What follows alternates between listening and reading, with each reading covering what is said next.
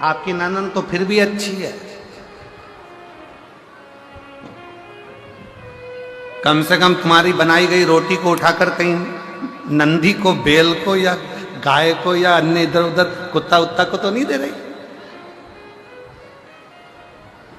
पार्वती जी की ननद मां पार्वती जी शंकर जी की पूजन के लिए लोटा भरकर जल रखती थी, और लोटा भरकर जल रखकर पार्वती जी थाली सजाकर शंकर भगवान की पूजन करने के लिए जहां शिव नेत्र बंद कर साधना में लीन रहते थे, पार्वती जी उस थाली को लेकर जाने वाली रहती थी। और उतनी देर में भगवान शंकर की बहन पार्वती जी की ननंद छिप्रिया आई, और छिप्रिया ने थाली उठाई और लोटा उठाया भरा हुआ, और लोटा उठाकर स्वयं जल का पान कर लेती। लोटा जब खाली दिखता तो पार्वती जी को लगा कि मेरी ननंद ने खाली करा, पर मुख से शब्द नहीं कहती, शब्द नहीं कहती। एक दिन छिप्रिया इतना इतना करी, एक दिन पूछा गया माता पार्वती जी से कि तुम्हारी ननंद इतना इतना उपद्रव मचाती है, तुम्हारी ननंद तुमको ताना देती है, तुम्हारी ननंद तुमको आड़ा टेढ़ा करती है, पर पार्वती जी तुम्हारे मुख से शब्द नहीं निकलता। आज के जमाने की अगर भाभी होती ना, जसपुर की अगर भाभी होती तो ननंद को रायपुर छोड़ी आती।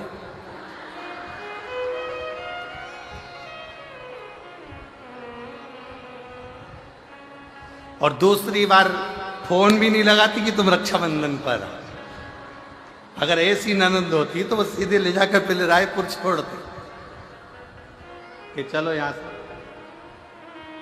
पार्वती जी से पूछा तुम्हारी ननंद इतनी तीव्र, तुम्हारी ननंद ऐसा कार्य करती है और तुम ननंद से इतना प्रेम क्यों रखती हो? माता पार्वती जी ने कहा मुझे याद है, मुझे याद है जब दूषण नाम का राक्षस उपद्रव मचाया, ब्राह्मण के बच्चों का रक्त निचोड़कर दूषण नाम के राक्षस ने पीना प्रारंभ करा।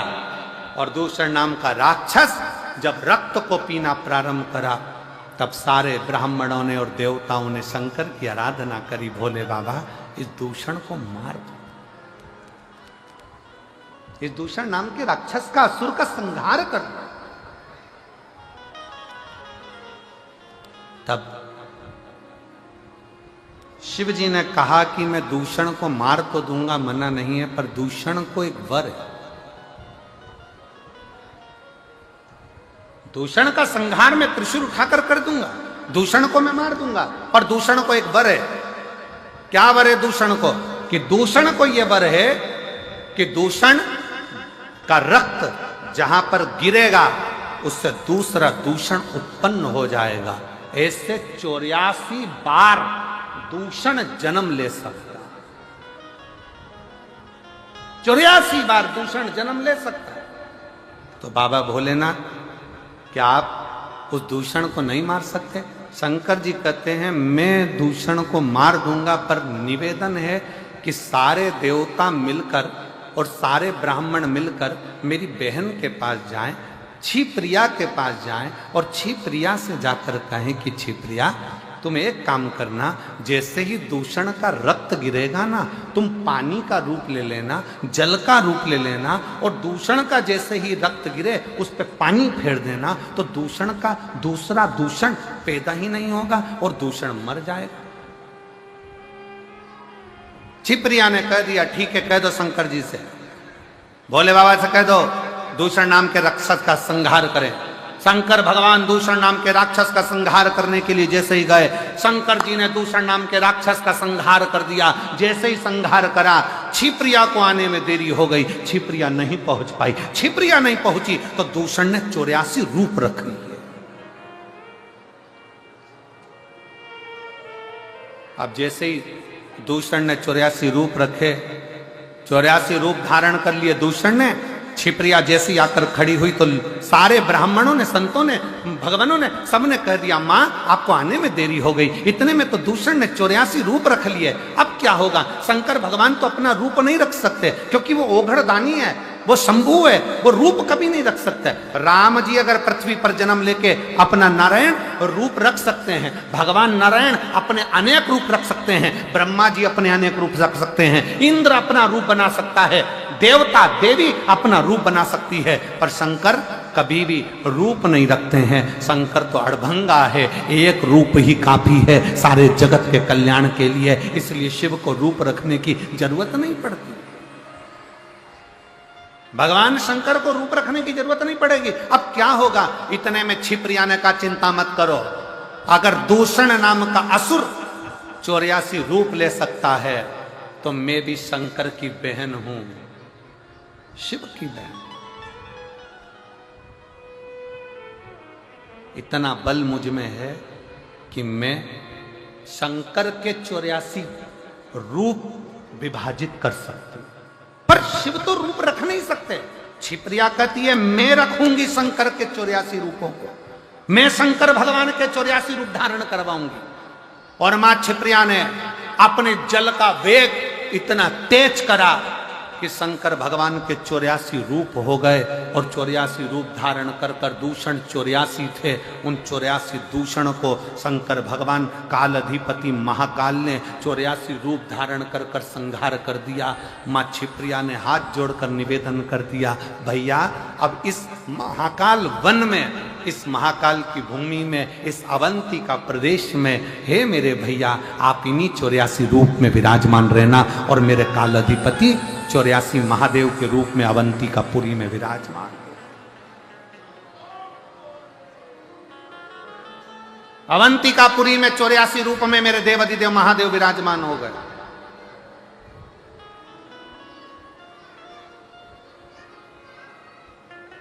आप में से कितने लोग हैं जिन्होंने 84 महादेव करे हों उज्जैन जाकर? आपने करे हैं? वाह, आपने भी करे, धन्यवाद, बहुत बहुत साधुवाद, करना चाहिए।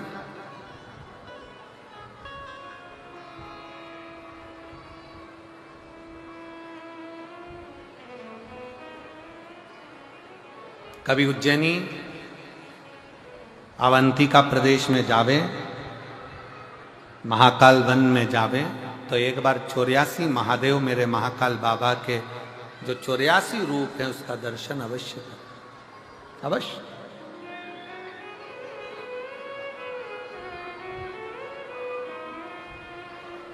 जरूर करें।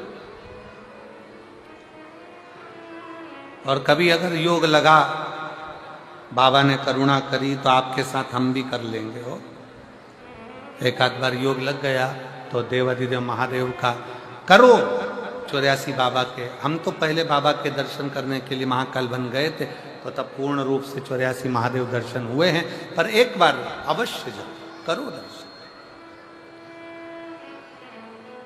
करना चाहिए। शिव कथा कह रही है, भगवान शंकर का संवाद कर रहा है, शिव महापुराण की कथा कर रही है। जरूरी नहीं कि दुख बहुत हो, पर उसमें जो शक्ति है वो शिव तत्व की शक्ति। एक पत्र है बहुत अच्छा, देखिए।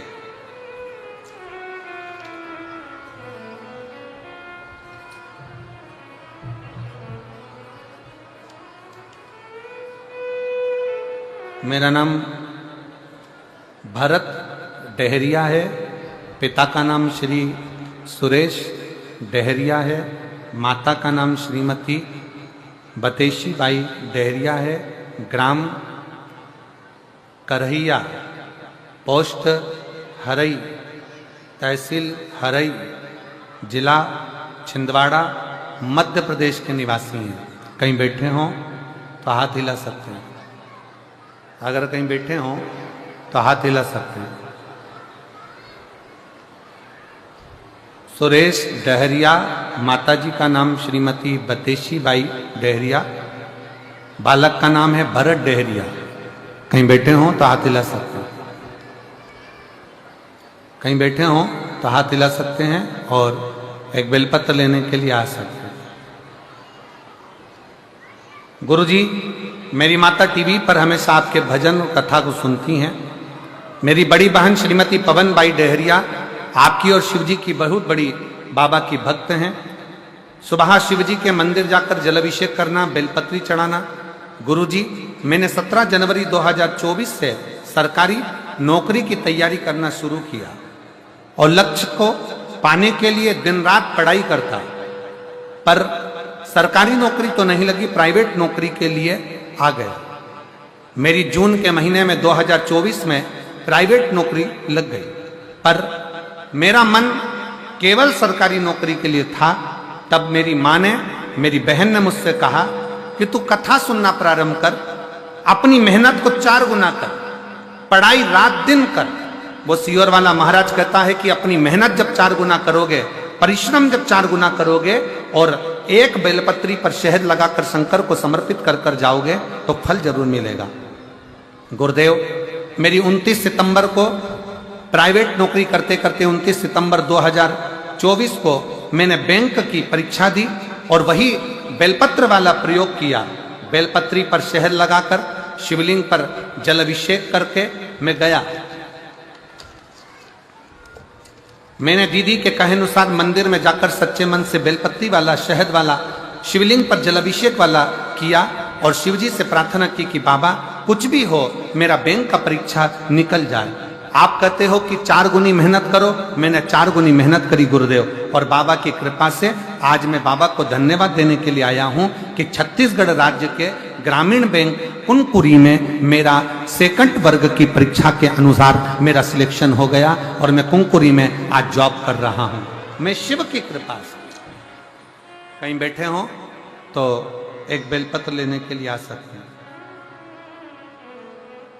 अधिकारी वर्ग 2 में परीक्षा दी और सफलता पाई और छत्तीसगढ़ राज्य के ग्रामीण बैंक कुनकुरी में मेरा सिलेक्शन हो गया। मैं शिव को प्रणाम करने के लिए आया। आपका विश्वास, आपका भरोसा, आपकी दृढ़ता, ये सबसे बहुत जरूरी है। और महाराज, तेरा ही दिया मैंने खाया पिया है, तेरा शुक्रिया है, तेरा शुक्रिया। मुझे भोले बाबा ने बहुत दे दिया है, तेरा शुक्रिया है, तेरा शुक्रिया। ये जायदाद दी है, औलाद दी है, मुसीबत में हर वक्त इमदाद दी है, तेरा ही दिया में खाया पिया है, तेरा शुक्रिया है। बाबा से प्रार्थना करिए और जहां जगह मिले वहां बैठकर बाबा को विनय करिए, जहां जगह।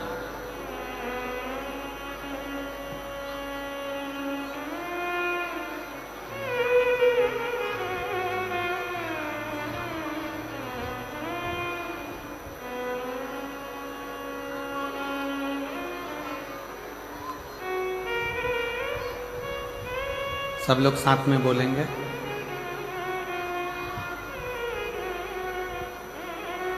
एक निवेदन है, अगर आप लोग स्वीकार करें तो,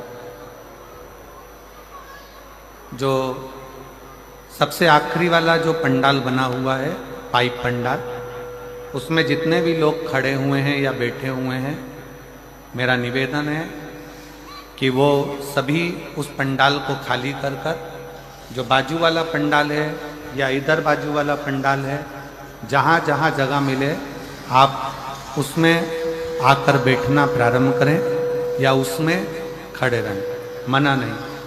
मेरा प्रशासन से भी निवेदन रहेगा कि पीछे का जो पंडाल है, आखिरी वाला पाइप पंडाल, उसको खाली कराकर और साइड वाले पंडालों में भक्तों को बिठाने का प्रयास करें। श्री शिवाय नमस्तु।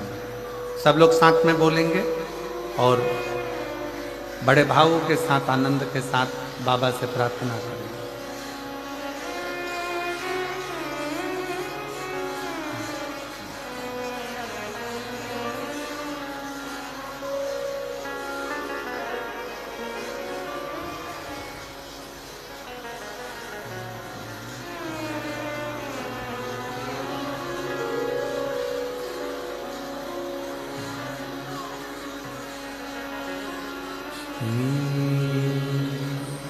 शिवाय नमस्तुभ्यं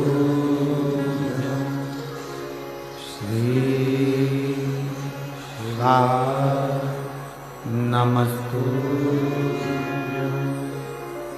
श्री शिवाय नमस्तुभ्यं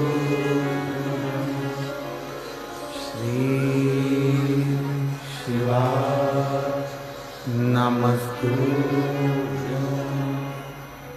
श्री शिवाय नमस्तुभ्यं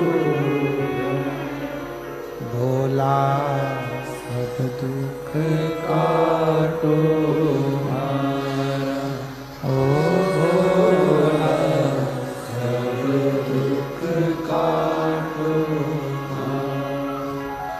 शिव शंकर जपूं तेरी माला भोले बाबा जपूं तेरी माला भोला सब दुख काटो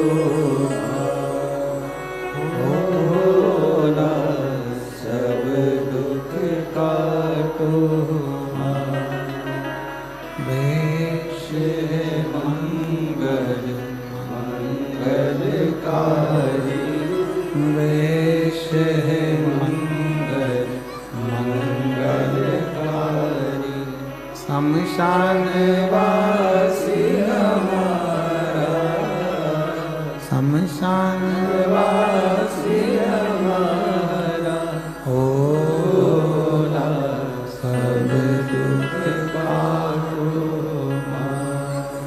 ओ भोला सब दुख काटो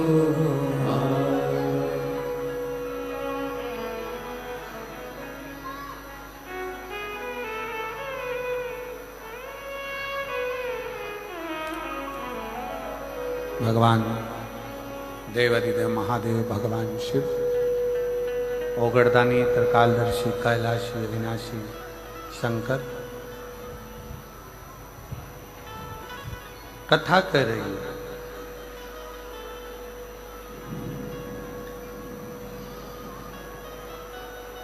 ब्रह्मा जी ने भगवान शिव जी से कहा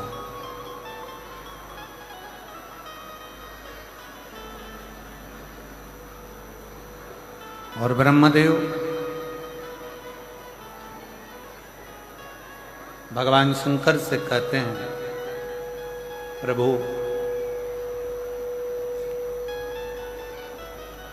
हे दयालु हे दाता ये तो बताओ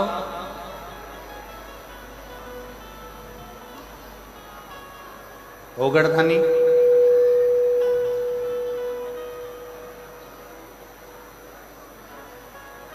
जिन दक्ष प्रजापति के शब्दों से जिन दक्ष प्रजापति की वाणी से जिन दक्ष प्रजापति के शब्दों से जिन दक्ष प्रजापति की वाणी के द्वारा आपकी धर्म पत्नी माता सती जलकर भस्म हो गई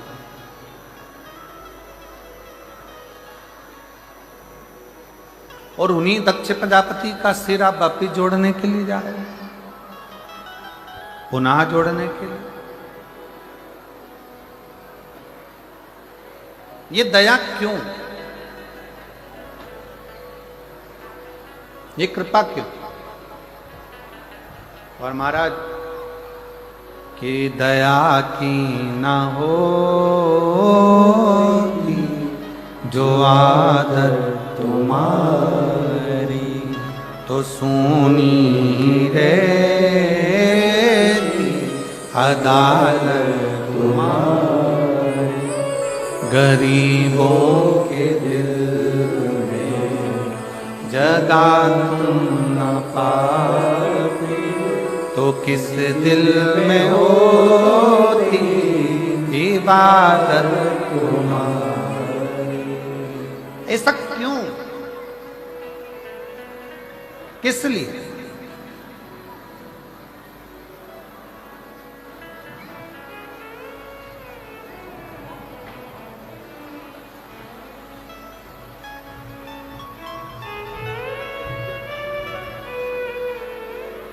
एक बार जोरदार ताली बजाओ। इस बच्चे का सरकारी नौकरी लगा है और बहुत भाव से इसने शिव की सेवा की।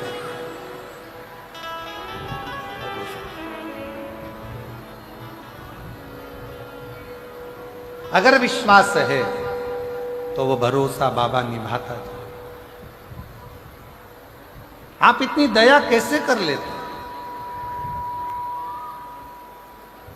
आप इतनी करुणा कैसे कर लेते? अभी कथा में कहा कि सास गाली दे, अपशब्द कहे, ताने दे, आड़ा टेढ़ा बोले, तो भी बहू का फर्ज है उसकी सेवा करना, और वो करते हो, करते हो।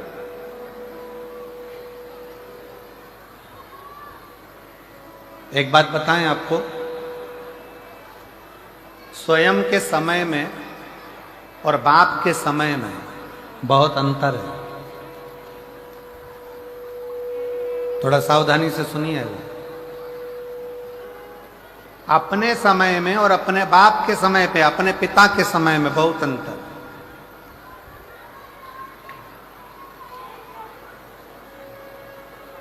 बाप के समय में, पिता के समय में बच्चों को, बेटों को गरम रोटी मिलती है, गरम कपड़ा मिलता है, नरम नरम कपड़ा मिलता है, और जो जो तुम्हारी इच्छा होती है, बाप की जेब में कुछ होए ना होए, पर बाप अपनी औलाद की इच्छा पूरी करता ही है।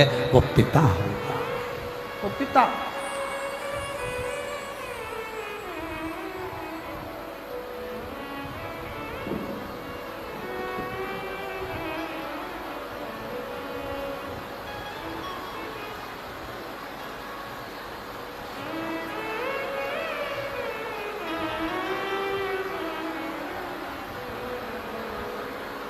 वो पिता है।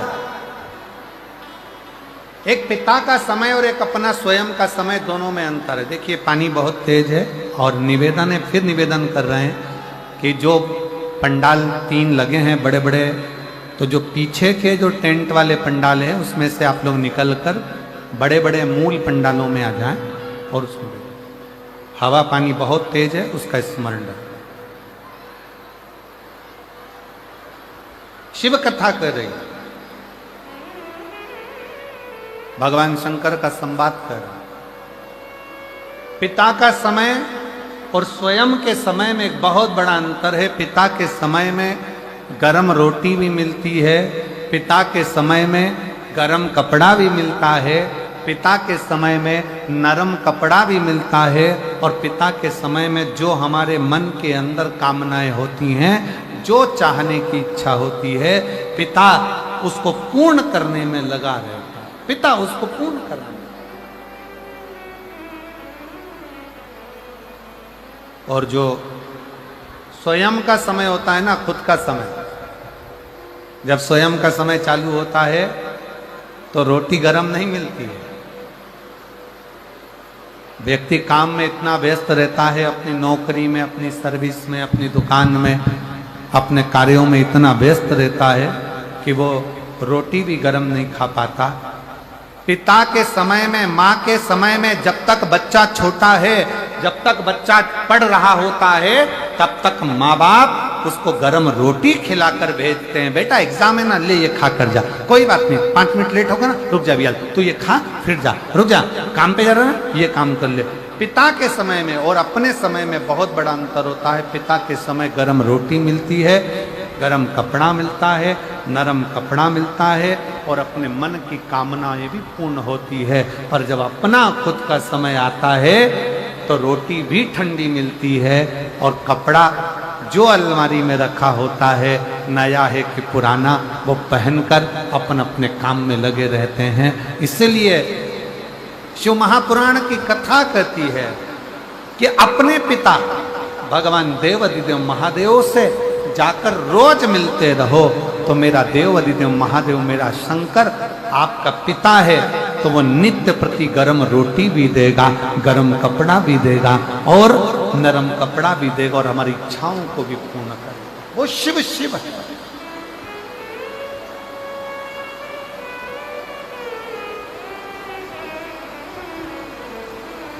हर हर।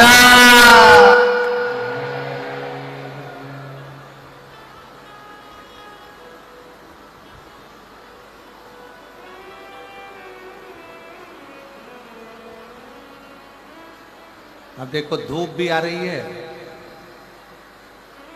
हवा भी अच्छी जोरदार चल रही है और पानी भी ऐसा गिर रहा है कि पूरे सावन भादो आज ही लगा दिया। सारे मौसम का सुख बाबा ने यही दिखा दिया है तुमको, सारे मौसम का। बोल बम का नारा है। दोनों हाथ उठाकर एक बार प्रेम से हार हार हार हार हार हार। भगवान शिव ओगड़दानी की कथा कर रही है, शिव तत्व कर रही है, पिता स्वयं स्वयं।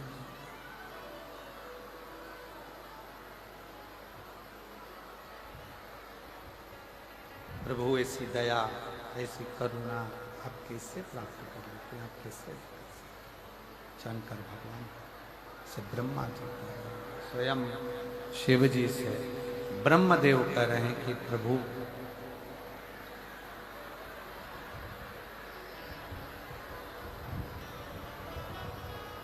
आप इतनी दया, जिस दक्ष प्रजापति के यज्ञ में आपकी धर्म पत्नी माता सती जलकर भस्म हो गई हो, चारों तरफ विराजमान है। जहां भगवान शिव बैलकेश्वर महादेव के रूप में, भगवान शंकर इस पवित्र पावन भूमि पर सदा विराजित हैं, ऐसी पवित्र पावन भगवान शंकर की भूमि मेरठ, जहां आप और हम लाखों की संख्या में बैठकर इस पवित्र पावन शिव महापुराण कथा का लाभ ले रहे हैं। कथा के मुख्य यजमान श्री केदारेश्वर सेवा समिति मेरठ उत्तर प्रदेश, श्री कृष्ण कुमार गुप्ता जी, श्री आशीष जी बंसल जी, श्री ऋषि अग्रवाल जी, श्री जय प्रकाश अग्रवाल जी, डॉक्टर राम कुमार जी गुप्ता जी, अनिल जैन जी, श्री राहुल गुप्ता जी, डॉक्टर ब्रजभूषण जी, नीरज मित्तल, गणेश अग्रवाल जी, ये सभी मेरठ की इस पवित्र धरा पर, भगवान शंकर की भूमि पर जो ये पवित्र पावन शिव महापुराण की कथा आयोजित की गई है, उसके मुख्य यजमान का पद ग्रहण करें हैं। एक बार सभी के लिए जोरदार ताली बजाकर स्वागत, वंदन, अभिनंदन। जिन्होंने इस पवित्र कथा का लाभ आप और हमको दिया है। भगवान शिव ओगड़दानी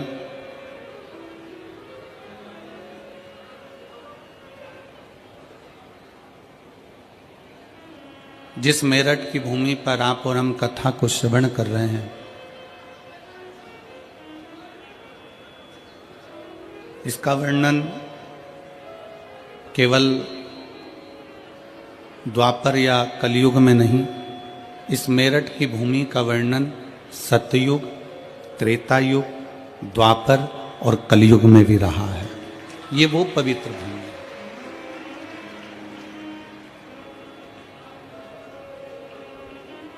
आप जितने दिल से, जितने हृदय से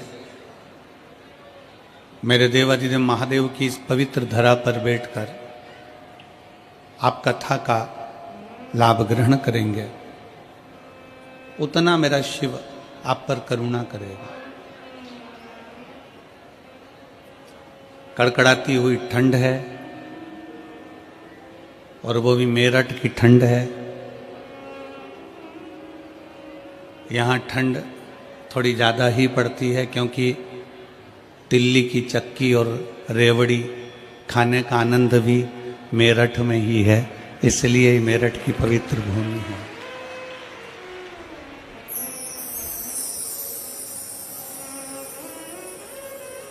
भगवान शंकर को प्राप्त करने के लिए, भगवान शिव की स्तुति गाने के लिए आप और हम सब एकत्रित हुए हैं।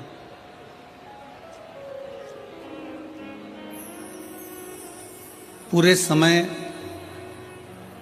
आप जितनी देर भगवान शंकर की कथा में बैठे हैं, बहुत भीड़ है, बहुत भक्तों का सैलाब आया।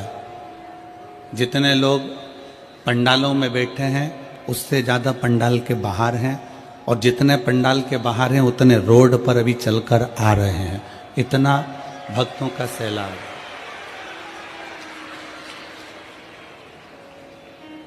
हम बीच बीच में आस्था चैनल से कहेंगे कि दौड़ के साथ ऑन भी आप लोग इन लोगों को, भक्तों के जो रोड पर भी आ रहे हैं और पंडाल के बाहर भी जो दिल से बैठकर कथा श्रवण कर रहे हैं, उनका भी स्मरण दर्शन अवश्य कराएं। ये शिव भक्ति है।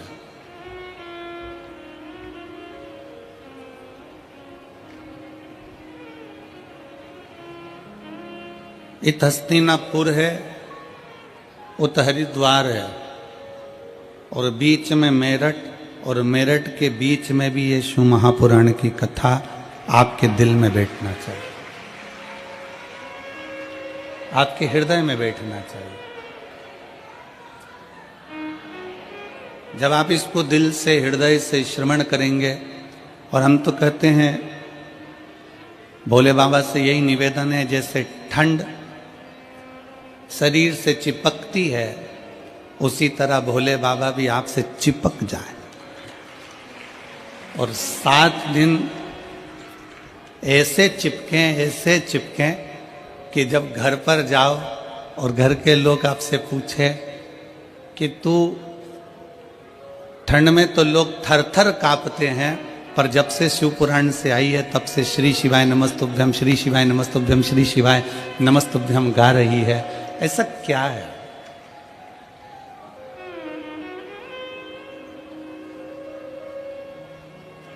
हम और आप भगवान शंकर की अविरल भक्ति को प्राप्त करने के लिए बैठे।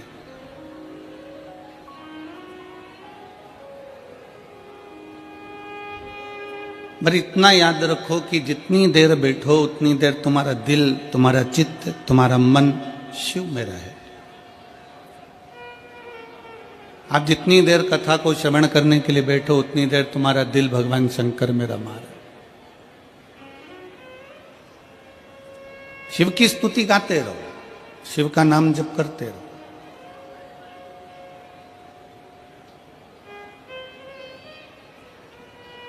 आपकी पड़ोसन आपके पास में बैठी है,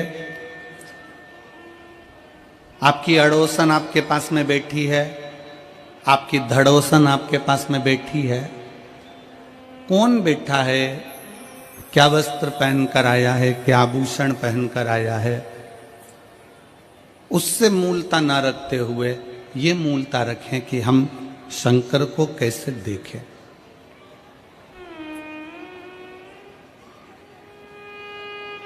और मेरे भोले तेरा सहारा है, मेरे भोले तेरा सहारा है, मेरी नैया का तू किनारा है, मेरी नैया का तू किनारा है। मेरे बाबा तुझे पुकारा है, मेरे बाबा तुझे पुकारा है, मेरी नैया का तू किनारा है, मेरी नैया का तू किनारा है। आप और हम जितनी देर भगवान की भक्ति में बैठे हैं, हर पल, हर घड़ी, हर क्षण, हर श्वास में उसको पुकारते रहे।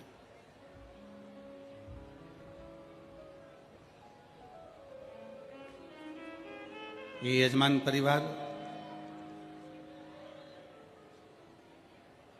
आशीष बंसल जी हैं, श्री कृष्ण कुमार गुप्ता जी हैं, जयप्रकाश जी हैं, राम कुमार जी हैं।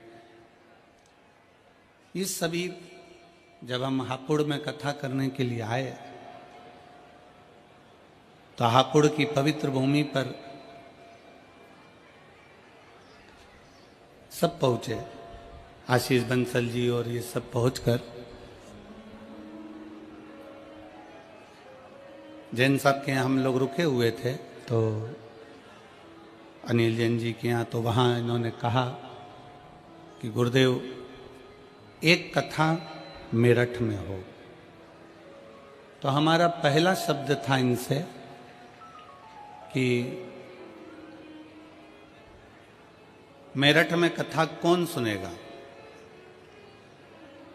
तो मैं श्री आशीष बंसल जी को इस चीज़ के लिए धन्यवाद दूंगा, अग्रवाल जी को इस चीज़ के लिए धन्यवाद दूंगा कि इनके मुख का शब्द था कि कथा मेरठ वाले सुने चाहे ना सुने, पर बेलकेश्वर महादेव जरूर सुनेंगे। बिल्वकेश्वर महादेव इस कथा को जरूर श्रवण करेंगे। ये कथा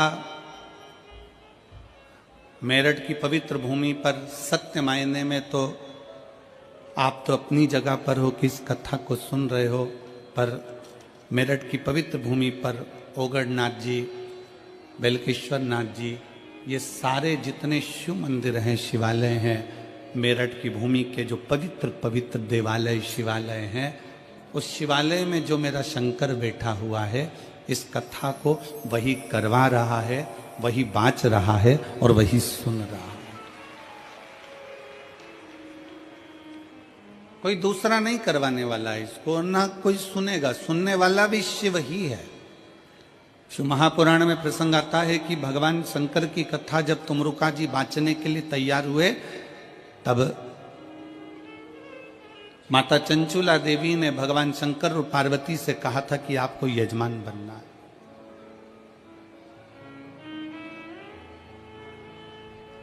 और हमने पहले भी कथा में कहा, आज फिर कहते हैं, मेरठ की इस पवित्र धरा पर, वीरों की इस भूमि पर,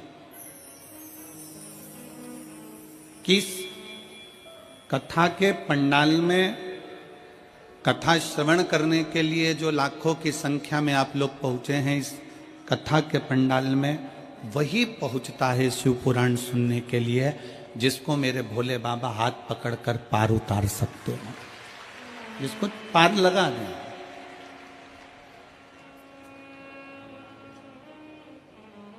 मेरे शंकर आपका हाथ पकड़कर आपको पार लगाएं, तो मेरा शिव आपका हाथ पकड़े और आपको पार लगाने का प्रयास करें।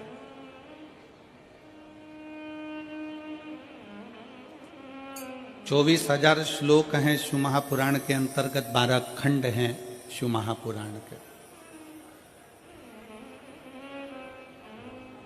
और सच्चा शिव भक्त आप लोग, मैं मेरठ के सभी, मेरठ के आसपास के और मेरठ के रहने वाले सभी शिव भक्तों से निवेदन करूंगा, आप दिन में तो कथा श्रवण करने आए हो, पर मेरठ के शिव भक्तों से निवेदन करूंगा, कभी इस पंडाल का नजारा रात्रि में भी आकर जरूर देखिएगा एक बार। क्योंकि यहाँ जो शंकर के भक्त रहते हैं, कड़ाके की ठंड, बरसता हुआ पानी, तेज धूप, इसका अंदाजा उनको रहता ही नहीं है। ये ऐसे रहते हैं जैसे ठंड में भी शंकर इनके शरीर को ऊर्जा दे रहा है।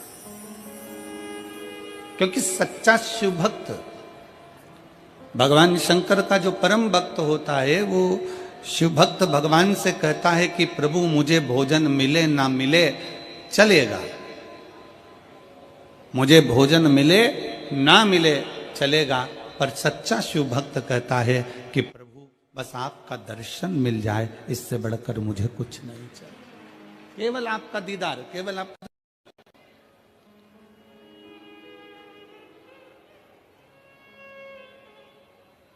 और एक बार यदि आपका दर्शन मिल गया, एक बार आप और हम कथा के पंडाल में जाकर बैठ गए, भगवान शंकर की कथा को श्रवण करने के लिए हम विराजमान हो गए,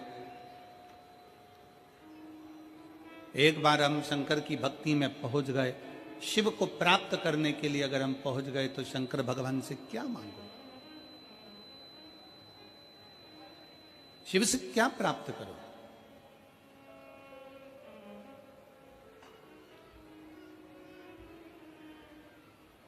और कितने सुंदर समय पर शिव महापुराण की कथा प्रारंभ हुई है। आज 15 तारीख है, कल 16 तारीख को आद्रा का नक्षत्र रहेगा, और ये वो नक्षत्र शिव महापुराण के अंतर्गत आता है जिस दिन ब्रह्मा और विष्णु के मध्य में एक अग्नि का खंभ प्रकट हुआ था। वो अग्नि के खंभ में एक ज्योति का दर्शन हुआ था, वही ज्योति 12 ज्योतिर्लिंग के रूप में विराजमान हुई थी। वो कल का दिन इस पूरे शिव महापुराण के अंतर्गत वर्णन आता है। अब इतने सुंदर दिवस में, इतने सुंदर अवसर में आप और हम भगवान शंकर की कथा को श्रवण करने के लिए बैठे हैं। कोई साधारण सा विषय नहीं है शिव महापुराण की कथा की, यहाँ से सुनी, यहाँ से निकाल दी, बची कुची थी कपड़ा में से झटकार दी, घर पहुंचे, घर वालों ने पूछा कथा में गई थी शिव पुराण की, हाँ, क्या लेकर आई है, तो कहा कोई पानी बांट रहा था तो पाउच ले आई, और कोई बिस्कुट बांट रहा था तो बिस्कुट ले आई, और कोई टॉफी बांट रहा था तो टॉफी ले आई। पर सच्चा शिव भक्त वो होता है जो कह दे कि मैं शिव महापुराण की कथा में गई थी और 7 दिन की शिव कथा सुनकर मैं शंकर को अपने साथ में बांध कर लेकर आई हूं, और वो मेरा शिव मेरे हृदय में विराजमान, मेरा शंकर अपने भीतर बैठा हुआ।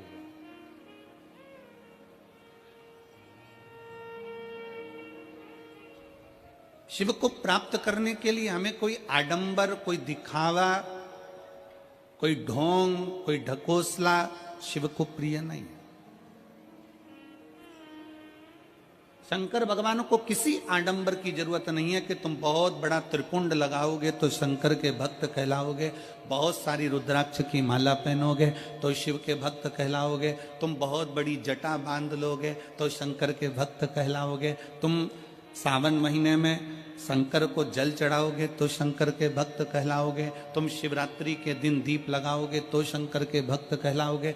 शिव महापुराण की कथा कहती है शंकर को किसी आडंबर की जरूरत नहीं है, शंकर को किसी दिखावे की जरूरत नहीं है, क्योंकि दिखावा दुनिया वालों से करा जाता है। जो शमशान में बैठा हुआ है उसको क्या दिखाना चाहोगे? शिव तो आडंबर से परे, शिव दिखावे से परे। मेरे शंकर भगवान को आडंबर श्रेष्ठ नहीं लगता, मेरे शंकर भगवान को दिखावा प्रिय नहीं लगता। कोई तुमसे कह दे कि मेरे पास आना, मैं तुमको ये दे दूंगा, तुम मेरे पास आना तुम्हारा दुख मिटा दूंगा, तुम मेरे पास आना मैं तुम्हारा भविष्य बता दूंगा, तुम मेरे पास आना मैं तुम्हारी तकलीफें दूर कर दूंगा। शिव महापुराण की कथा कहती है दुनिया में कोई ऐसा मनुष्य संसार में पैदा नहीं हुआ जो किसी का दुख काट दे। दुख तो तुमको स्वयं काटना पड़ेगा अपने कर्म को भोगते हुए, और अपना कर्म की गति का प्रबलता धारण कर कर, अपनी मेहनत कर कर, अपना परिश्रम कर कर तुम्हें खुद आगे बढ़ना पड़ेगा।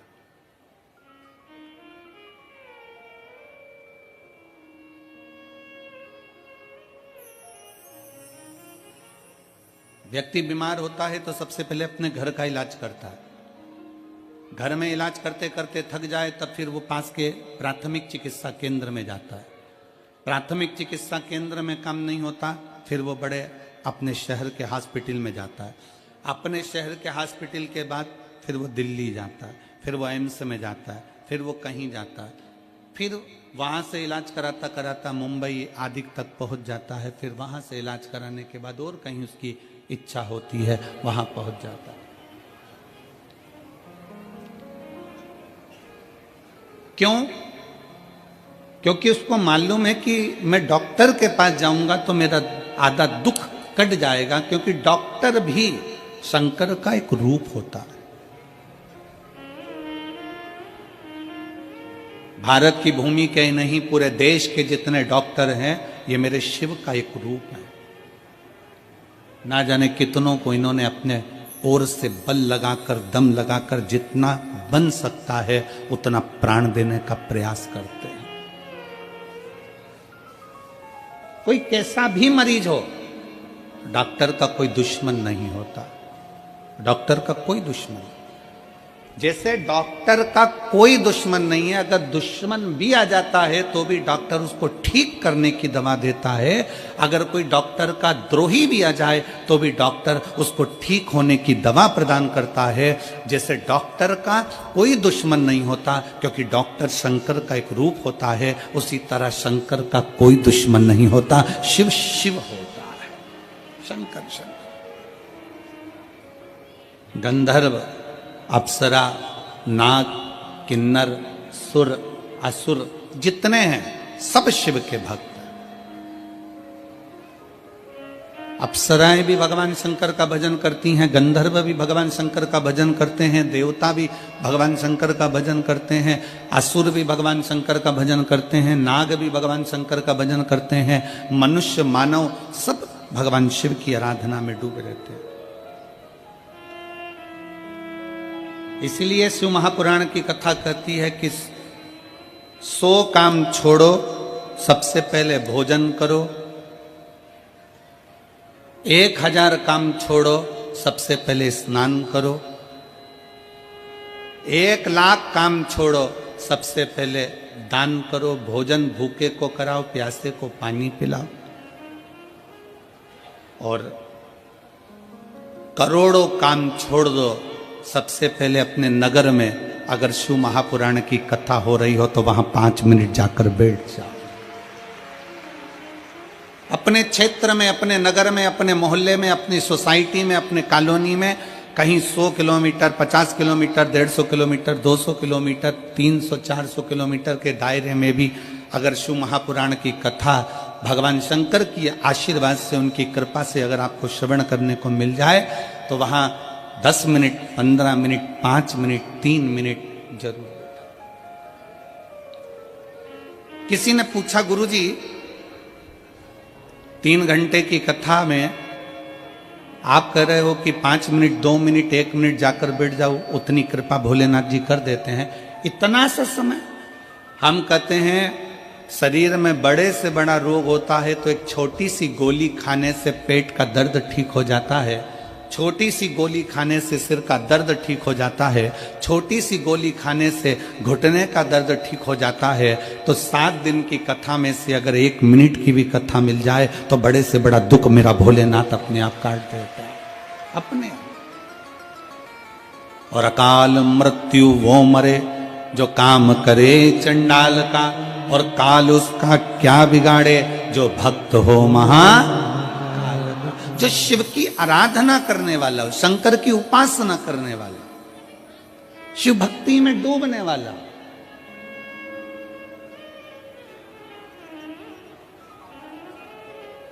उस जीव को भगवान शंकर साध लेते हैं।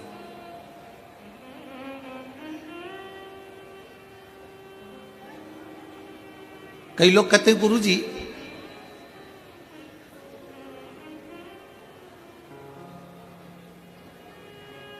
हमने सुना है कि देवी देवताओं को बलि चढ़ती है, किसी को पशु की बलि चढ़ती है, किसी को इसकी बलि चढ़ती है, किसी को उसकी बलि चढ़ती है।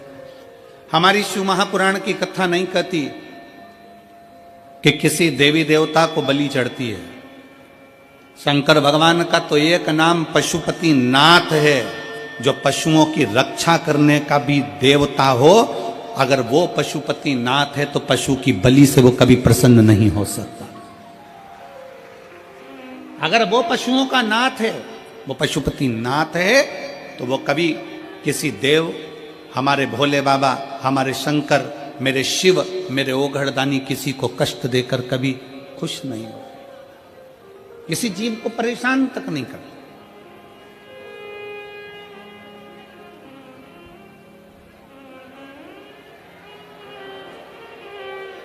किसी को कष्ट नहीं देते मेरे शंकर। एक देवता है तो वो भी शंकर की आराधना में लगा है, एक असुर है तो वो भी शंकर की आराधना में लगा है, गंधर्व हैं वो भी शिव की आराधना में लगे हैं, अप्सरा हैं वो भी शिव की आराधना में लगी। अधिपति है इस मृत्यु लोक में, अगर कोई निवास करने वाला है तो वो देव अधिदेव महादेव है। सारी समस्या का हल, थोड़ा आवाज दम के निकालो, सारी समस्या का हल बोल बम का नारा है। शिव शिव है, ओघड़ ओघड़ी है। विश्वास पूर्ण रखिए शंकर।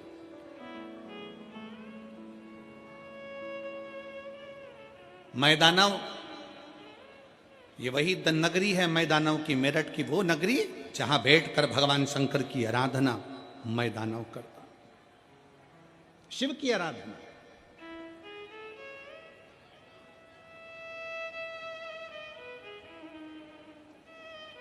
और ऐसी शिव की आराधना मैदानों ने करी कि देवता भी घबराने लगे कि कहीं ये शंकर भगवान से कुछ मांग ना ले। भगवान विष्णु की आराधना करे ना तो देवताओं को टेंशन नहीं रहता। ब्रह्मा जी की अगर कोई आराधना करे तो देवताओं को टेंशन नहीं रहता। माता लक्ष्मी की कोई आराधना करे, मां सरस्वती की कोई आराधना करे, 33 कोटि देवी देवताओं की कोई आराधना करे तो देवताओं को टेंशन नहीं होता। पर अगर कोई शंकर की आराधना करता है तो देवताओं को सबसे बड़ा टेंशन होता है, क्योंकि शिव भोले हैं, तुरंत उनको कोई याद करता है और शंकर भगवान कुबेर का भंडार भर देते हैं। ऐसे मेरे ओगड़दानी सबसे ज्यादा चिंता, सबसे ज्यादा टेंशन शंकर भगवान की पूजन का सारे देवताओं को रहता है, हमेशा, हर पल, हर घड़ी।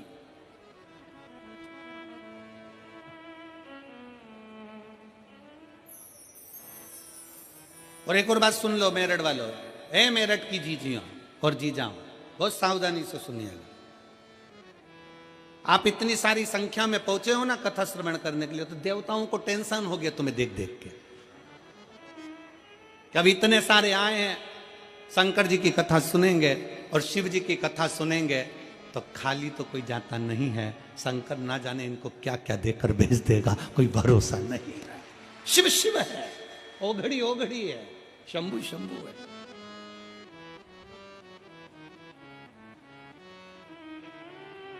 चिंता है उसको। सारे देवताओं को चिंता लग गई कि भगवान शंकर की आराधना कर रहे हैं, भगवान शिव की भक्ति कर रहे हैं, भगवान शंकर का स्मरण कर रहे हैं, शिव स्तुति में डूबे हुए हैं, शंकर की भक्ति में डूबे हुए। हो जाता है, टेंशन होता है लोगों को। कई लोगों को बड़ी टेंशन रहती, चिंता रहती। अभी अभी ये शिव महापुराण की कथा चल रही है ना, तो कई लोगों को इसका भी टेंशन होगा, क्या पता क्यों हो रही है, कौन करा रहा है, काय के लिए करा रहा है। कई बार बेचारे जजमान कथा कराते हैं तो उनको टेंशन हो जाती है, दूसरों को चिंता लग जाती है, कहीं आने वाले समय में चुनाव तो नहीं लड़ेगा, बड़ा भारी टेंशन। अरे भाई लड़ना ही होगा तो क्या कथा ही करवाएगा। बड़ा टेंशन लोगों के मन में आता है, बहुत भारी चिंता हो जाती है। क्यों कर रहे हैं, शंकर जी के मंदिर क्यों जा रहे हैं। अभी मेरी जीजियां, आप लोग शिव जी के मंदिर रोज लोटा भर के जल चढ़ाने जाओ, रोज प्रतिदिन। कितना भी तुम्हारी जिंदगी में दुख हो ना, तुम मुस्कुरा के शंकर जी के मंदिर में रोज जाओ एक लोटा जल चढ़ाने के लिए। पड़ोसी टेंशन में आ जाएगा, चिंता।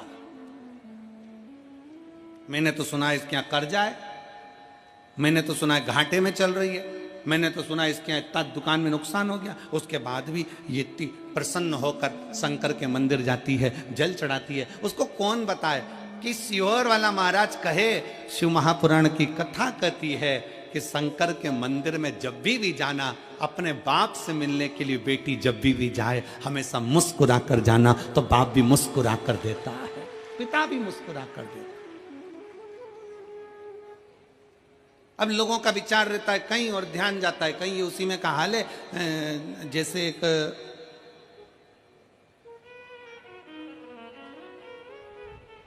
पति की पत्नी मर गई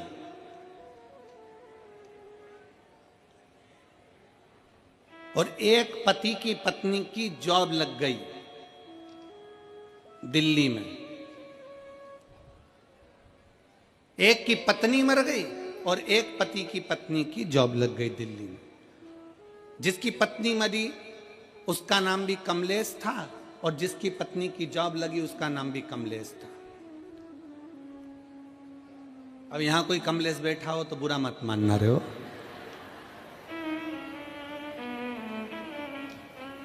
अब पत्नी की जॉब लग गई, पत्नी दिल्ली पहुंच गई। दिल्ली पहुंच के उसने अपने पति को मोबाइल पे मैसेज करा, मैं आराम से पहुंच गई हूं, 8 दिन में तुमको भी यहां बुला लूंगी। वो मैसेज भेजा था अपने कमलेश को और पहुंच गया जो अपनी पत्नी का अंतिम संस्कार करके आ रहा था उस कमलेश। अब जो पत्नी का अंतिम संस्कार करके आ रहा था, एकदम उसके मोबाइल पर मैसेज गया और उसने मैसेज पढ़ा, मैं आराम से पहुंच गई हूं, 8 दिन में तुमको भी बुला लूंगी। चक्कर खा के जमीन पे गिर गया। घर के लोगों ने पानी का छींटा दिया, बेचारी को पत्नी का गम हो गया होगा, पत्नी मर गई इसलिए चक्कर आए होंगे। उससे पूछा क्यों चक्कर आए, उसने कहा जाते सी मैसेज कर दिया। जाते से किसने? पत्नी ने। क्या मैसेज करा? मैं आराम से पहुंच गई हूं, 8 दिन में तुमको भी बुला लूंगी और मुझे भी लेकर जाएगी। इतने में घर के लोगों ने कहा, अरे वो पगला, वो मोबाइल लेके नहीं गई है, ये तो किसी दूसरे कमलेश का है और तेरे पास आ गया। ऐसे ही बहुत संसार में लोग हैं जो विचार करते हैं कुछ, करने जाते हैं कुछ, उनकी दृष्टि रहती है कुछ और नेत्र रहते हैं कुछ। शिव पुराण की कथा कहती है, पर निवेदन है तुम्हारा मैसेज सही जगह जाना चाहिए। 7 दिन की कथा में तुम्हारे मुख से श्री शिवाय नमस्तुभ्यम होना चाहिए। तुम्हारा मैसेज, तुम्हारा शिव नाम नमः शिवाय, पंचाक्षर मंत्र, षडक्षर मंत्र, ओम नमः शिवाय, तुम राम जपो, कृष्ण जपो, शिव जपो, श्री शिवाय नमस्तुभ्यम जपो, तुम्हारी मर्जी पड़े जो जपो, पर वो मंत्र में तुम्हारी मूलता होना चाहिए, शिव की स्तुति होना चाहिए।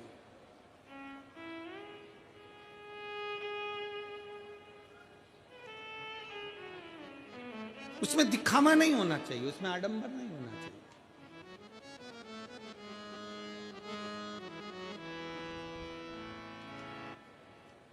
मैं दानव ने भगवान शंकर की तपस्या करी, बहुत तप किया, बहुत तप किया, बहुत तप किया। ऐसा तप मैं दानव करा, ऐसा तप करा मैं दानव ने कि देवताओं घबरा गए कि ये शंकर की स्तुति कर रहा है, शंकर जी की आराधना कर रहा है और शिव की आराधना कर रहा है, मतलब कुछ ना कुछ मांग लेगा। रावण ने शंकर की आराधना करी थी, सोने की लंका मिल गई थी। रावण ने शंकर की आराधना करी थी, वर प्राप्त हो गया था। भस्मासुर ने शिव जी की आराधना करी, उसको वर प्राप्त हो गया था। जो मांगता है, शंकर भगवान तो इतने भोले हैं, इतने भोले हैं कि जैसे छोटा सा बच्चा, बच्चे से कह दो पापा, तुरंत कहे बेटा टॉफी देना, बच्चा टॉफी दे देता है। बेटा मम्मी को ये देना, लो मम्मी को दे देता। भोला बच्चा जैसा होता है वैसा ही मेरा भोलेनाथ है, मेरा शंकर, मेरा ओघड़ी दानी है, वो तुरंत दे देता। किसी से कुछ लेता ही नहीं, देता ही देता।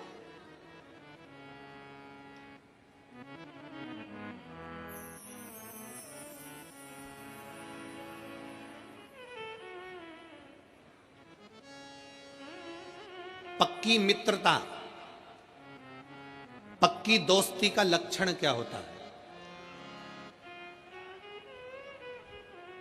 जरा जम के बोलिए, पक्की दोस्ती का लक्षण क्या है? पक्की मित्रता का लक्षण क्या है? तुम अपने दोस्त के यहां जाकर भोजन करो, यह पक्की दोस्ती है। तुम तुम्हारे दोस्त के यहां शादी में शामिल हो गए, यह पक्की दोस्ती है। पक्की दोस्ती का लक्षण क्या है? शिव महापुराण की कथा कहती है पक्की दोस्ती का सबसे बड़ा लक्षण है कि जिसमें लेने का भाव नहीं होता। पक्की दोस्ती का लक्षण ही यहां देने का भाव होता है, दिया जाता है, दिया जाता है। यहां लेने का भाव नहीं है, केवल देने का भाव। अगर दोस्त के मन में यह आ जाए ना कि मुझे इससे लेना है, मुझे इससे इतना लेना है, मुझे ये करना है, मुझे इससे प्राप्त करना है, इसलिए मैंने इससे दोस्ती रखी है, मैंने ऐसा रखा है, तो ये तो दोस्ती नहीं हो सकती। दोस्ती के अंतर्गत दिया जाता है। ले भाई बैठ, ले भाई प्रदान करा, फिर दिया, फिर दिया, फिर दिया, देने में कम नहीं। इसलिए मेरे भगवान कृष्ण भी जितने राधा जी के लिए नहीं रोए, मेरे भगवान कृष्ण उतने सुदामा के लिए रोए, क्योंकि देने का भाव था। सुदामा के पास देने के लिए कुछ भी नहीं था, तो भी सुदामा बाजू में से मांग कर तंदुल लेकर पोटली में बांध कर अपनी पत्नी से लेकर चल दिया और भगवान कृष्ण को देकर आ गया, क्योंकि उसका देने का भाव था, लेने का नहीं।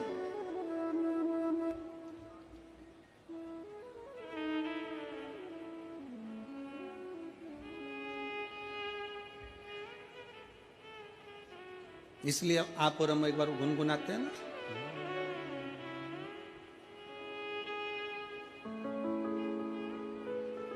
जितनी राधा रोई रोई कान्हा के लिए, जितनी राधा रोई रोई कान्हा के लिए, कन्हैया उतना रोया रोया गे सुदामा के लिए, कन्हैया उतना रोया रोया गे सुदामा के लिए। जितनी राधा रोई रोई कान्हा के लिए, जितनी राधा रोई रोई कान्हा के लिए, कन्हैया उतना रोया रोया गे सुदामा के लिए, कन्हैया उतना रोया रोया गे सुदामा के लिए। सच्ची मित्रता में देने का भाव होता है। देवता चिंता में आ जाते हैं अगर कोई शंकर की आराधना करे, शिव को एक लोटा जल चढ़ाए, शंकर की आराधना करे, शिव स्तुति करे, तो देवताओं को चिंता लग जाती है, ना जाने क्या मांग लेगा, ना जाने क्या प्राप्त कर लेगा, पता नहीं क्या ले लेगा। ये चिंता बढ़ गई। मैदानों ने तप करा तो देवताओं को चिंता बढ़ी, चिंता बढ़ी तो उन्होंने तप को तोड़ना चाहा, तप टूटा नहीं, विजय प्राप्त कर ली। विजय प्राप्त करा तो गया देवताओं के लोक में, भ्रमण करने के लिए गया था देवलोक में, और मैदानों ने भ्रमण करते करते देखा कि एक सुंदर सी अप्सरा जिसका नाम हेमा है, जिसका नाम हेमा है, बड़ी सुंदर सी अप्सरा है देवलोक की। इतनी सुंदर अप्सरा है, जितनी देवलोक में अप्सरा हैं वो भगवान का भजन करे ना करे पर देवताओं का मनोरंजन करती, उनको प्रसन्न करने का प्रयास करती। पर हेमा नाम की अप्सरा एक ऐसी अप्सरा थी जो भगवान शंकर की भक्ति में डूबी रहती थी। हेमा अप्सरा शिव की भक्ति में डूबी रहती। अजय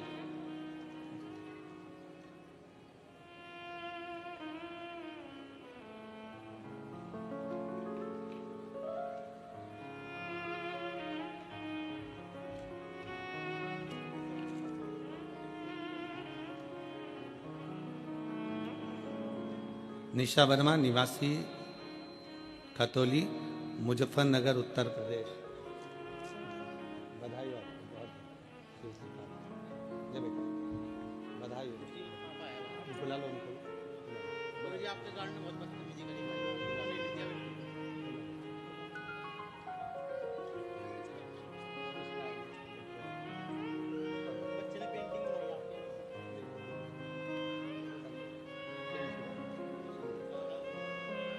एक बार जोरदार ताली बजाकर स्वागत। आप चले शिव तत्व की प्राप्ति है, भगवान शंकर की प्राप्ति। शिव स्तुति है। इतनी सुंदर अप्सरा हेमा, उस हेमा अप्सरा को देखा, बड़ी सुंदर है, बड़ी सुंदर। देवलोक की जितनी अप्सरा हैं वो देवताओं को रिझाने का कार्य करें, देवताओं को मनाने का कार्य करें, पर हेमा अप्सरा भगवान शंकर की भक्ति में डूब जाती है। हेमा अप्सरा भगवान शिव की भक्ति में डूब जाती है।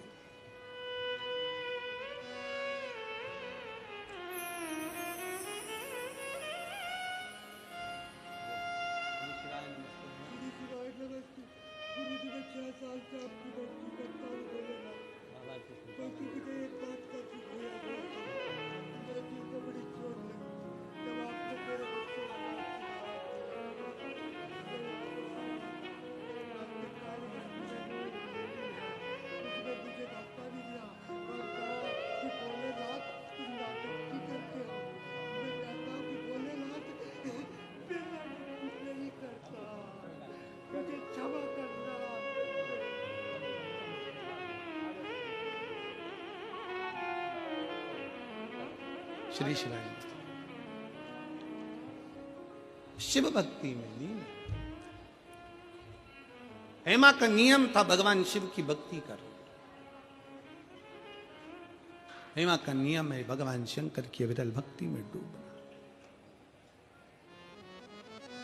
और शिव भक्ति ऐसी थी हेमा की, हेमा अप्सरा की, मैं दानव ने जो हेमा अप्सरा को देखा तो समझ गया कि इसको मैं अपनी अर्धांगिनी बनाऊंगा, इसको मैं अपनी पत्नी बनाऊंगा।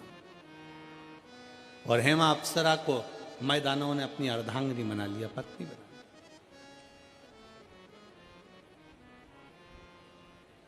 संतान का सुख नहीं था मैं के। समय आने पर मैं दानव ने अपनी पत्नी के साथ बैठकर तप साधना करी। ऐसी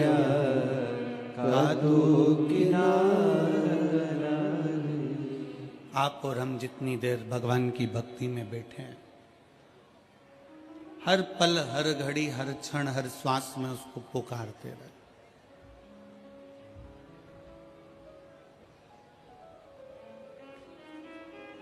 ये यजमान परिवार आशीष बंसल जी हैं, श्री कृष्ण कुमार गुप्ता जी हैं, जयप्रकाश जी हैं, राम कुमार जी हैं। ये सभी जब हम हापुड़ में कथा करने के लिए आए तो हापुड़ की पवित्र भूमि पर सब पहुंचे। आशीष बंसल जी और ये सब पहुंचकर जैन साहब के यहाँ हम लोग रुके हुए थे, तो अनिल जैन जी के यहाँ, तो वहाँ इन्होंने कहा कि गुरुदेव एक कथा मेरठ में हो। तो हमारा पहला शब्द था इनसे कि मेरठ में कथा कौन सुनेगा।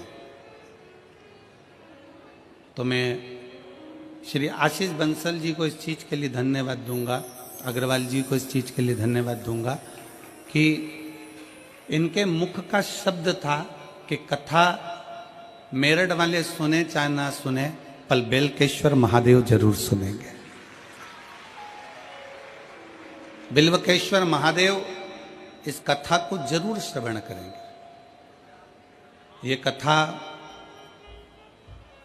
मेरठ की पवित्र भूमि पर सत्य मायने में तो आप तो अपनी जगह पर हो कि इस कथा को सुन रहे हो, पर मेरठ की पवित्र भूमि पर ओगढ़नाथ जी, बेलकेश्वर नाथ जी, ये सारे जितने शिव मंदिर हैं, शिवालय हैं, मेरठ की भूमि के जो पवित्र पवित्र देवालय शिवालय हैं, उस शिवालय में जो मेरा शंकर बैठा हुआ है, इस कथा को वही करवा रहा है, वही बाँच रहा है और वही सुन रहा है। कोई दूसरा नहीं करवाने वाला है इसको, ना कोई सुनेगा। सुनने वाला भी शिव ही है। शिव महापुराण में प्रसंग आता है कि भगवान शंकर की कथा जब तुमरुका जी बाँचने के लिए तैयार हुए, तब माता चंचुला देवी ने भगवान शंकर और पार्वती से कहा था कि आपको यजमान बनना है।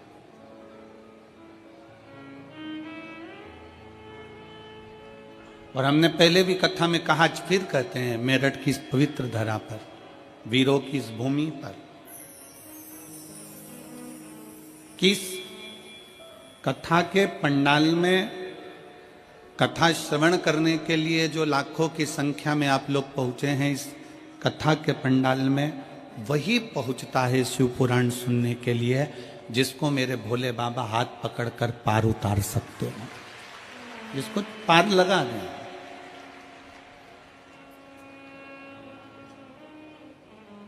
मेरे शंकर आपका हाथ पकड़कर आपको पार लगाएं तो मेरा शिव आपका हाथ पकड़े और आपको पार लगाने का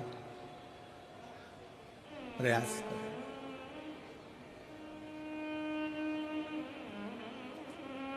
24,000 श्लोक हैं शिव महापुराण के अंतर्गत, 12 खंड हैं शिव महापुराण के, और सच्चा शिव भक्त आप लोग, मैं मेरठ के सभी, मेरठ के आसपास के और मेरठ के रहने वाले सभी शिव भक्तों से निवेदन करूंगा, आप दिन में तो कथा श्रवण करने आए हो, पर मेरठ के शिव भक्तों से निवेदन करूंगा कभी इस पंडाल का नजारा रात्रि में भी आकर जरूर देखिएगा एक बार, क्योंकि यहां जो शंकर के भक्त रहते हैं, कड़ाके की ठंड, बरसता हुआ पानी, तेज धूप, इसका अंदाजा उनको रहता ही नहीं है। ये ऐसे रहते हैं जैसे ठंड में भी शंकर इनके शरीर को ऊर्जा दे रहा है, क्योंकि सच्चा शिव भक्त, भगवान शंकर का जो परम भक्त होता है, वो शिव भक्त भगवान से कहता है कि प्रभु मुझे भोजन मिले ना मिले चलेगा, मुझे भोजन मिले ना मिले चलेगा, पर सच्चा शिव भक्त कहता है कि प्रभु बस आपका दर्शन मिल जाए, इससे बढ़कर मुझे कुछ नहीं चाहिए, केवल आपका दीदार, केवल आपका।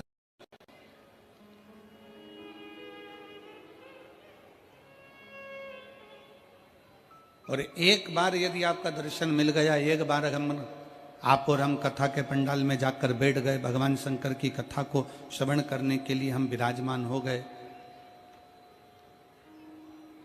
एक बार हम शंकर की भक्ति में पहुंच गए, शिव को प्राप्त करने के लिए अगर हम पहुंच गए तो शंकर भगवान से क्या मांगो,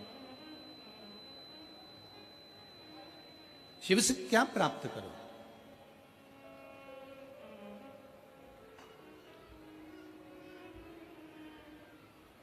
और कितने सुंदर समय पर शिव महापुराण की कथा प्रारंभ हुई है। आज 15 तारीख है, कल 16 तारीख को आद्रा का नक्षत्र रहेगा, और ये वो नक्षत्र शिव महापुराण के अंतर्गत आता है जिस दिन ब्रह्मा और विष्णु के मध्य में एक अग्नि का खंभ प्रकट हुआ था, वो अग्नि के खंभ में एक ज्योति का दर्शन हुआ था, वही ज्योति 12 ज्योतिर्लिंग के रूप में विराजमान हुई थी। वो कल का दिन इस पूरे शिव महापुराण के अंतर्गत वर्णन आता है। अब इतने सुंदर दिवस में, इतने सुंदर अवसर में आप और हम भगवान शंकर की कथा को श्रवण करने के लिए बैठे हैं। कोई साधारण सा विषय नहीं है शिव महापुराण की कथा की, यहाँ से सुनी, यहाँ से निकाल दी, बची कुची थी कपड़ा में से झटकार दी, घर पहुंचे, घर वालों ने पूछा कथा में गई थी शिव पुराण की, हाँ, क्या लेकर आई है, तो कहा कोई पानी बांट रहा था तो पाउच ले आई, और कोई बिस्कुट बांट रहा था तो बिस्कुट ले आई, और कोई टॉफी बांट रहा था तो टॉफी ले आई। पर सच्चा शिव भक्त वो होता है जो कह दे कि मैं शिव महापुराण की कथा में गई थी और 7 दिन की शिव कथा सुनकर मैं शंकर को अपने साथ में बांध कर लेकर आई हूं, और वो मेरा शिव मेरे हृदय में विराजमान, मेरा शंकर अपने भीतर बैठा हुआ।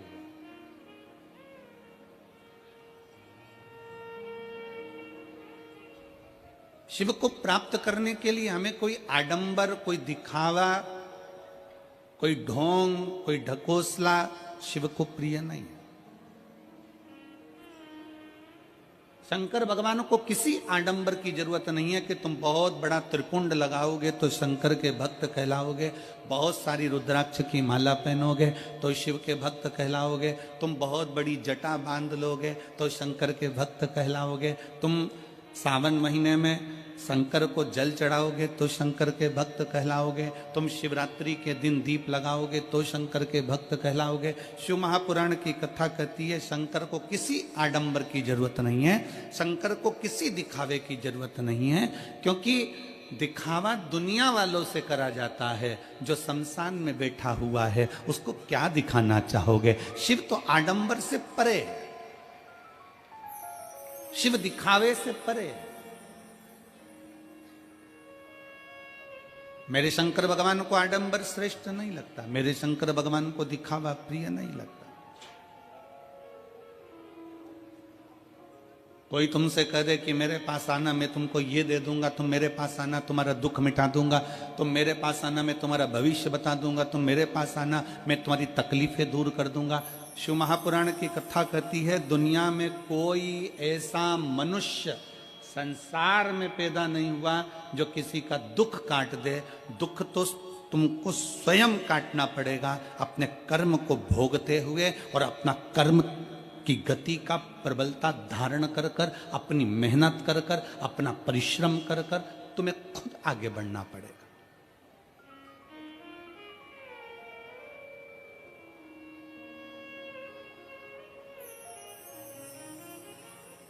व्यक्ति बीमार होता है तो सबसे पहले अपने घर का इलाज करता है, घर में इलाज करते करते थक जाए तब फिर वो पास के प्राथमिक चिकित्सा केंद्र में जाता है, प्राथमिक चिकित्सा केंद्र में काम नहीं होता फिर वो बड़े अपने शहर के हॉस्पिटल में जाता है, अपने शहर के हॉस्पिटल के बाद फिर वो दिल्ली जाता है, फिर वो एम्स में जाता है, फिर वो कहीं जाता है, फिर वहाँ से इलाज कराता कराता मुंबई आदि तक पहुँच जाता है, फिर वहाँ से इलाज कराने के बाद और कहीं उसकी इच्छा होती है वहाँ पहुँच जाता है।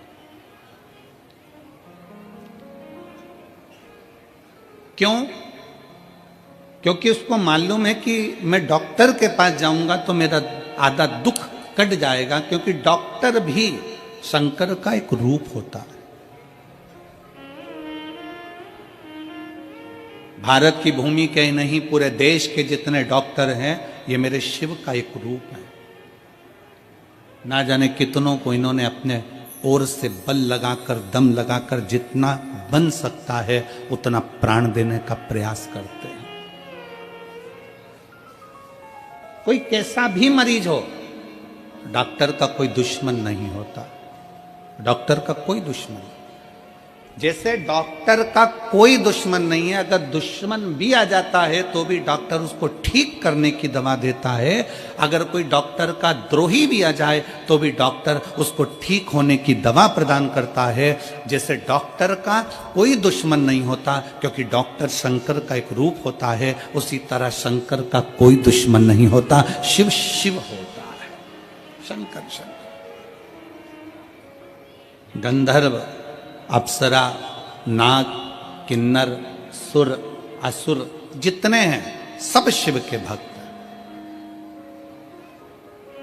अप्सराएं भी भगवान शंकर का भजन करती हैं, गंधर्व भी भगवान शंकर का भजन करते हैं, देवता भी भगवान शंकर का भजन करते हैं, असुर भी भगवान शंकर का भजन करते हैं, नाग भी भगवान शंकर का भजन करते हैं, मनुष्य मानव सब भगवान शिव की आराधना में डूबे रहते हैं।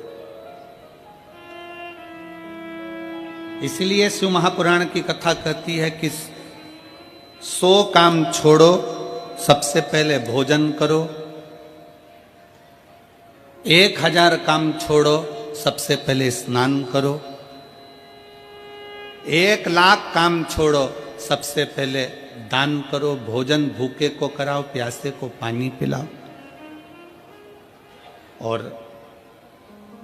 करोड़ों काम छोड़ दो, सबसे पहले अपने नगर में अगर शिव महापुराण की कथा हो रही हो तो वहां 5 मिनट जाकर बैठ जाओ। अपने क्षेत्र में, अपने नगर में, अपने मोहल्ले में, अपनी सोसाइटी में, अपने कॉलोनी में कहीं 100 kilometre, 50 kilometre, 150 kilometre, 200 kilometre, 300, 400 kilometre के दायरे में भी अगर शिव महापुराण की कथा भगवान शंकर की आशीर्वाद से, उनकी कृपा से अगर आपको श्रवण करने को मिल जाए तो वहां 10 मिनट, 15 मिनट, 5 मिनट, 3 मिनट जरूर। किसी ने पूछा, गुरुजी 3 घंटे की कथा में आप कह रहे हो कि 5 मिनट, 2 मिनट, 1 मिनट जाकर बैठ जाओ, उतनी कृपा भोलेनाथ जी कर देते हैं, इतना सा समय? हम कहते हैं शरीर में बड़े से बड़ा रोग होता है तो एक छोटी सी गोली खाने से पेट का दर्द ठीक हो जाता है, छोटी सी गोली खाने से सिर का दर्द ठीक हो जाता है, छोटी सी गोली खाने से घुटने का दर्द ठीक हो जाता है। तो 7 दिन की कथा में से अगर 1 मिनट की भी कथा मिल जाए तो बड़े से बड़ा दुख मेरा भोलेनाथ अपने आप काट देता है, अपने। और अकाल मृत्यु वो मरे जो काम करे चंडाल का, और काल उसका क्या बिगाड़े जो भक्त हो महाकाल का। जो शिव की आराधना करने वाला हो, शंकर की उपासना करने वाला, शिव भक्ति में डूबने वाला,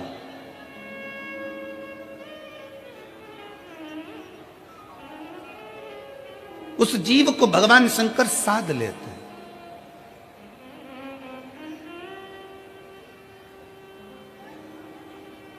कई लोग कहते हैं गुरुजी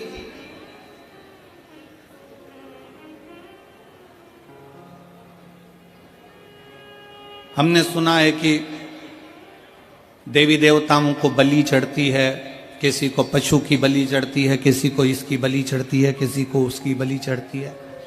हमारी शिव महापुराण की कथा नहीं कहती कि किसी देवी देवता को बलि चढ़ती है। शंकर भगवान का तो एक नाम पशुपति नाथ है, जो पशुओं की रक्षा करने का भी देवता हो। अगर वो पशुपति नाथ है तो पशु की बलि से वो कभी प्रसन्न नहीं हो सकता। अगर वो पशुओं का नाथ है, वो पशुपति नाथ है, तो वो कभी किसी देव, हमारे भोले बाबा, हमारे शंकर, मेरे शिव, मेरे ओघड़दानी किसी को कष्ट देकर कभी खुश नहीं हो, किसी जीव को परेशान तक नहीं करता।